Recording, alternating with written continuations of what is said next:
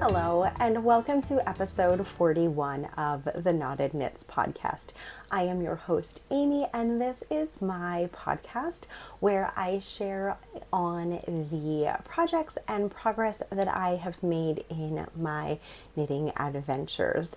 This is normally a weekly podcast. However, January, I was strong and posted weekly, and then we hit February and someone pressed the fast forward button and I was not able to carve out some time to record, and I do apologize for that. However, I am here today, March 9th, with, I believe, 7 projects to chat with you all about today. So I hope you're doing well. I apologize for the absence, but I am back with lots of fun things to chat with you about today. For the most up-to-date and a behind-the-scenes look at all of the things that I get up to on a daily basis, you can find me on Instagram as the_knotted_knitter. There will be show notes linked in the description box below, which will have the patterns, the yarn dyers, the bag makers, all of the normal things that you might need listed with the website links. So let's go ahead and get started, but address the change. As I said, it has been about 4 weeks since I podcasted, and in that time I did get my hair cut. So yeah. We have had a very, very good February. Things have been busy. Lots of wonderful, exciting things that I will chat about when we get to personal things at the end of the episode. And I'm going to get started with 4 finished projects. Because I have been doing a lot of knitting. Although I haven't been able to sit down and record, I've got some projects. I have projects in all different stages that I'm really excited to share with you guys today. Since it has been 4 weeks since I've podcasted, that means that quite a few of these projects are going to be new and things that you have not seen before. And hopefully that's exciting.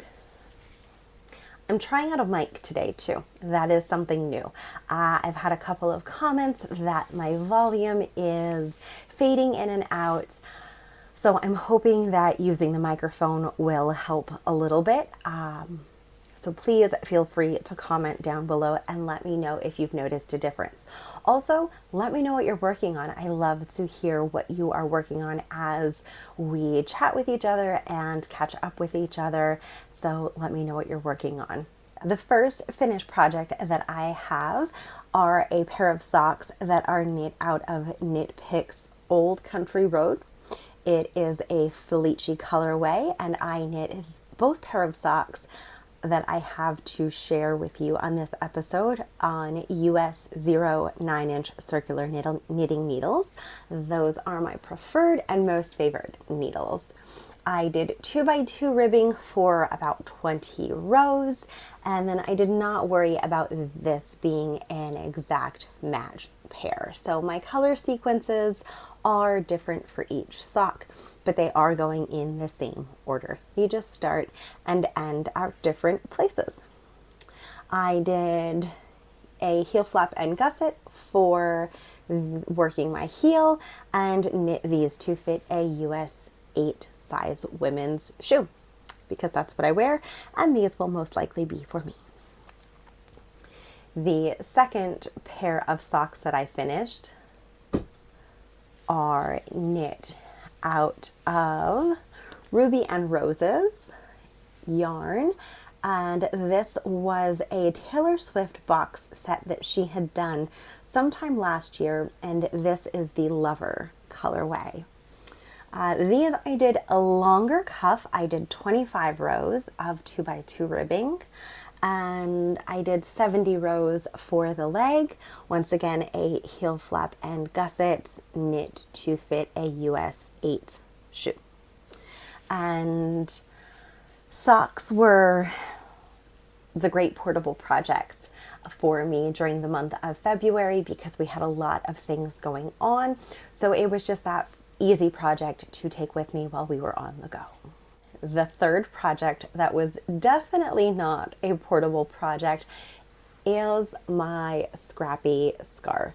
And I am so happy that this is done using leftover scraps that I had in my stash. And we have one side of the scarf and the other side. Now, I used these scraps randomly as I felt inclined to pull them out of my scrap bag. I knit this using US 5 knitting needles, and I did half fisherman's rib stitch for the scarf. I did 3 stitches at the beginning and 3 stitches at the end to give it a nice icord edge. I thought that looked really, really nice and just made it neat and even. And I'm happy to say I used every bit of yarn that I had in my bag. When I showed this, I had 380 grams of scraps, and they are done, all used up. And I've not worn the scarf yet, but it is still cold enough here in Pennsylvania that I can use this for a couple of more weeks. The fourth and final finished project that I have worked on during the month of February is my Larkspur test knit from Wool and Pine Designs. This is their most recent sweater pattern that they have released, and mine is done. And I am very happy with how all of this sweater ended up coming together. I followed, as a test knitter, I followed the pattern exactly as written. I knit the size 44, and I'm going to make some changes to this sweater. The pattern is written for a little bit more of a bell sleeve and a baggier sleeve. I am going to go ahead and, now that it's done, now that I have finished project pictures up, I'm going to rip out the sleeves. And I am going to knit them as a more fitted sleeve, and I am going to redo my neckline. As it sits right now, it is too wide and too boat necky for my personal taste. The pattern does not give a specific stitch count of how many stitches you are to pick up when you're knitting the collar, which for me is a little bit of a challenge. But Wool and Pine wants you to be able to make this pattern as customizable with the neckband as you would like. Appreciate that. For me, I wanted a higher collar, and I thought I had picked up few enough stitches, but I have not. I'm really nervous to make these modifications because I will only have the yarn that is left with the sleeves. Now I will be knitting essentially probably 10 to 20 stitches less for each sleeve, which will give me longer sleeves. Right now they are only like a T-length sleeve, and I want this to have full length sleeves.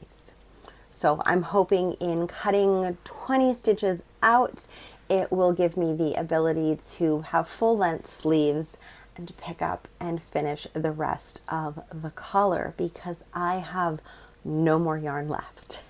I played the ultimate game of yarn chicken with this sweater. I only had 3 balls of Dirty Water Dye Works and used every bit of it.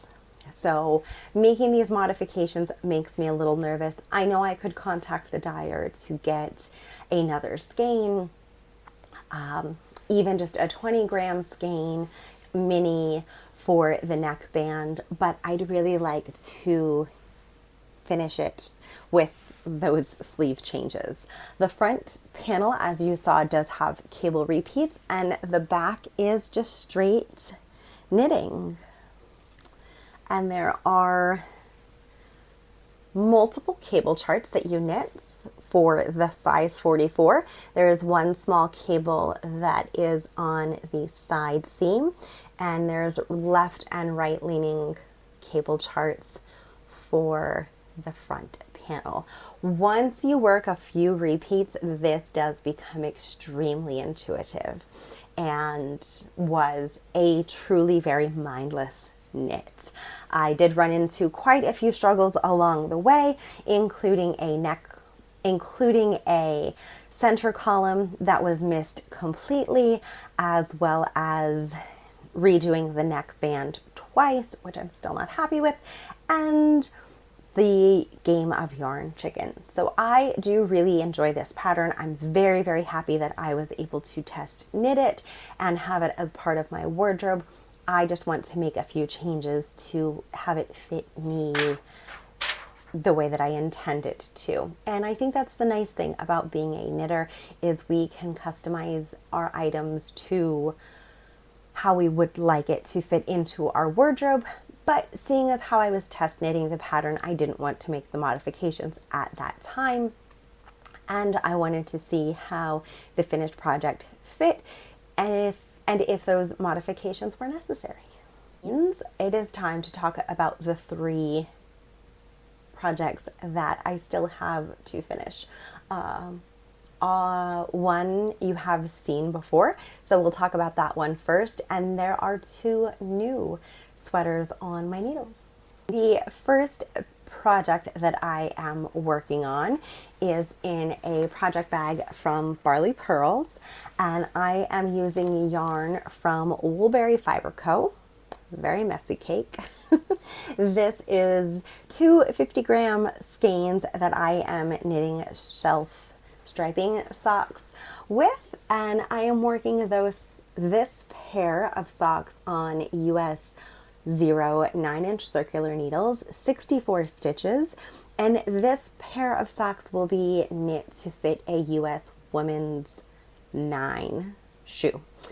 They are for a friend, so I am knitting them to fit her, and I'm a little bit uncertain on how long I should knit the length of the foot for. I wear an 8, she wears a 9. I know it's not much of a difference, but if you wear a US women's 9 shoe and knit socks, how long do you knit the foot of your sock before you begin toe decreases? I'm leaning towards that I need to knit the length of the foot to about 7.5 inches. So measuring from the heel to before the toe decreases, measuring this length of the sock, I'm thinking 7.5 inches. So I only have a little bit more to go, and then I will have this sock done, and I'll have the second sock ready to go. I will be honest, I'm not really enjoying knitting this pair of socks, only because I have to pay more attention because I am only knitting each repeat for 6 rows. So it's not self-striping. I'm knitting 6 rows, switching and knitting and switching. So I have to pay more attention than just hitting that autopilot and knitting in the round. And then I'll have to go back and weave in the ends, which has me a little nervous because this morning I put on a pair of hand knit socks that I had made for myself using scraps, and the sewn in ends had come undone and there was a hole in the sock, and I have to throw the pair of socks away. I know I could fix it, I know I could repair it, but to me it's not something that I need to do because of how many pairs of socks I have in my sock drawer. The second project that I have been working on is living in a very large project bag from Tani Casey, and this is a fun surprise sweater that I cast on as I had finished the Larkspur test knit, and I was waiting to find out if I was accepted into another test knit. So I had a Pound of Love from Lionbrand in my stash, and this yarn I had originally purchased for a completely different project. and I didn't meet gauge with it. So wanting to use the yarn in my stash, I decided, let's do a gauge swatch. Let's see what I come up with. For gauge, what pattern can I follow and knit a sweater? Because I do love this color. Don't have any red sweaters, so I figured I really don't have anything to lose. It's 100% acrylic. The idea of having a sweater that I can just toss in the washer and dryer is very exciting. So my gauge is coming out to be about 4 inches for a stitch, for an inch. So 16 stitches over 4 inches. There were plenty of project ideas on Ravelry, but none that were really jumping out at me to knit.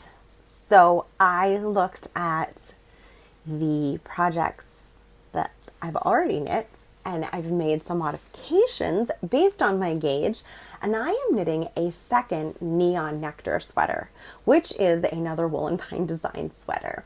But this is a top-down sweater that has a lovely slip stitch that runs down the front and back shoulders. And then when you join in the rounds, it goes away. Now I am a few rows in, just a couple, but I am considering ripping back a little bit to carry that slip stitch the whole way through. I have followed the pattern almost exactly as written. I'm knitting the smallest size. I'm using size US 8, I believe. Yes, I am using size US 8 knitting needles for this project, and it's been set aside, but I'm really excited to pick this back up and work on it some more. I feel like acrylic yarn has come a long way in recent years. This is softer, it doesn't have that plasticky feel, and honestly I think it was $10 for the entire Pound of Love skein. So if I can get a sweater, a complete sweater out of this, I'm going to be really excited. We'll see what happens. I'm very optimistic that it will be enough yarn. It is 1,020 yards, 454 grams. So if everything goes according to plan, I'll have a finished sweater, and the impulsivity of buying that Pound of Love skein will have been worth it. The last project that I have been working on is in another Barley Pearls project bag. I really didn't have very many big project bags, so when I was accepted for the test knit that I was waiting to find out about, I had to dig and find a project bag that would fit all of the skeins of yarn. And this one is making do. So I am test knitting Alicia Plummer's new pattern that does not have an official name yet, but it is a bottom-up V-neck sweater, which I don't have anything like that in my wardrobe, so I'm excited for this project. It is that oversized, cozy kind of weekend, slip on, get your chores done, relax and be cozy sweater, and I'm very excited about that. I am using Autumn House Farm yarn, and it is a DK weight to light worsted weight yarn. This is yarn that I purchased at the New York Sheep and Wool Festival in 2024, and I have, believe, 6 skeins. 1, 2, 3, 4, 5, 6. Yes, I have 6 skeins of this yarn in a lovely, lovely tweed base. I have not knit with tweed yarn since I've used Autumn House Farm Works yarn for the last sweater I test knit for Alicia Plummer. But having a design that is that cozy oversized fit and feel. I really wanted it to be the yarn that did all of the work and just let the pattern be simple and easy. So it's not a whole lot to look at right now because it is 10 inches of stockinette minus the 1x1 ribbing. So the sweater, as I said, is knit bottom up with 1.5 inches, 2 of ribbing and then stockinette. I want to do 2 more inches of stockinette, and then I will split for the front and back and really get more into the exciting parts of the sweater. But this is another one that I am using US 7 needles, and I'm getting 17 stitches per 4 inches. So gauge for this project is 18 stitches over 4 inches. I was happy and close enough with 17. And it is, like I said, it is that oversized fit. So I'm excited to have easy comfort knits in my rotation right now. It does seem a little silly to be knitting on 2 worsted weight sweaters as we're coming into the spring season, but to have those layering pieces that I can put on in the morning when it's still a little cooler is very exciting. So I'm happy to be working on these. I still have plenty of time for this test knit. I don't feel a whole lot of pressure right now to hurry up and get it done. So this is going to be what gets a lot of my attention over the next couple of weeks because I do want it done so I can wear it before it does start to get really hot. Say that because it seems like in past years we have like a fake spring here in Pennsylvania, and then it's summertime. Then it gets really, really warm. Like we hit Memorial Day and it's just hot all the time. Let's talk a little bit of stash enhancement because I do actually have new yarn that came into my stash, which I'm very excited about. Very excited. You would think I would have started the project already, but I haven't. But 3 by the Sea put out a mystery Wicked sock set bundle, and I just had to get it. It is on their Sanibel base, a fingering 75-25 merino nylon. It is 2 50-gram skeins and 2 20-gram mini skeins, and I love it. It is perfect. I am planning on doing socks, and I like the idea of possibly mixing up the pinks and the greens with each other. I have not decided yet, but I'm really happy with how these 4 look together. So very happy to have those in my stash. The main reasons I bought the sock set was for the needle stoppers. So this set came with a Everyone Deserves the Chance to Fly needle stoppers, and I just thought they were fantastic. Some jasmine green tea came with it also, and that's, I think this might be, yeah, this is some of the first yarn that I bought this year. Aside from the Lionbrand Pound of Love, this was the first indie dyed yarn that I bought this year. Everything else that I've been working with has been from stash, and I'm really happy about that. That would be a great segue to talk about my stash counts for January and February, but here we are in March, and I really haven't done well at keeping track of that. I'm considering doing a good recount at the end of March, but really I don't think it's going to be something that I keep track of. I would like to do much better at it, so maybe I will as as the month progresses, and I can kind of see where I'm really at with my stash count. Where I get hung up is I've got this basket full of minis, and I don't count those, but I use them for projects, and I have a bin full of hand spun yarn that I'm not using, and I don't count that. I count my skeins of sock yarn, I count my skeins of sweater quantities, and the miscellaneous random skeins that I have.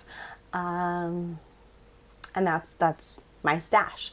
So I'm also not one who's buying a lot of yarn, so really the number should just be going down. But I'm rambling, and I would just like to cut it short and say I think I might do a count of how many skeins I have when March ends, and compare that to where I was in January, because I did start the year off with concrete numbers. That's what I'm thinking of doing. All right.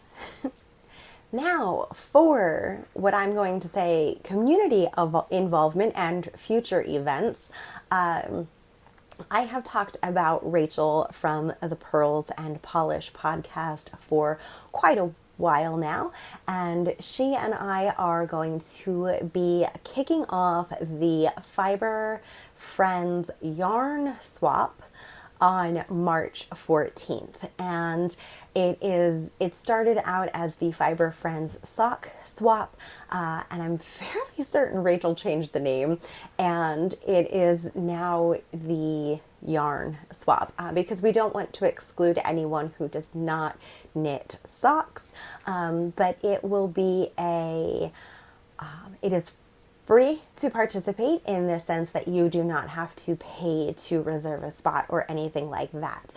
Rachel will be putting out a sign-up sheet. I will also have it as well, where you click the link and sign up to participate, and you will be paired up with a partner, given the options of participating and swapping with someone internationally or keeping it in the US. Is going to launch on March 14th, which is next Friday. Rachel and I are planning on doing some creative things together to really promote the swap. And if you're participating, we would love if you shared it with your friends. Let them know about the sock swap, yarn swap, and just help us promote the event, because it is something that we have come to enjoy as friends who have met through a yarn swap. Stay tuned for more information. I will make sure I share it on my Instagram stories and chat with you guys about it as much as I possibly can, to really encourage you to sign up for the swap. We'll chat about February kind of quickly and just say that February was kind of a whirlwind. It's a shorter month to begin with, but Lillian, our daughter, had her first dance competition, and there was so much that I had to do to prepare for the competition ahead of time that really cut into my podcasting time. So the evenings that I typically set aside to podcast, I was rhinestoning costumes. I was packing bags. I was making up our, as I like to call them, our call sheets, to help both of us stay organized and together and have the entire weekend just be as organized as it possibly can be. So that really took into my knitting time. The other fun things that we had come up during the month and most recently were summer musical auditions. So yesterday she had summer musical auditions and had a fantastic time. They will be doing Annie this year, so I am hoping for her to get the role that she wants. She does not want to be Annie, which I'm very, very happy about. So she is going to be anxiously checking her email for the next few weeks to see what role she gets. And since we're talking about new roles, I'm going to say you are going to see some smaller knits here on the channel in the next coming weeks, because I found out that I'm going to be a grandmother and I'm very excited. I have my first skein picked out for my baby knits. We are expecting a granddaughter in June, and I have been all over Ravelry looking at baby knits and sweaters and booties and diaper covers, and I'm very, very excited that I have a new role to take on, and that was a really, really big surprise. So there were things and plans that I had made to do in the month of February, and just with all of the exciting things happening behind the scenes that affected the knitting content that I like to put out here, I wasn't able to do that, but for all of the very, very best reasons. So on the very, very high note of that announcement, I am going to wish you all the very best. Hope that the past 4 weeks have been treating you well, that you and your family are happy and healthy, and I will see you all again soon. Take care. Bye-bye.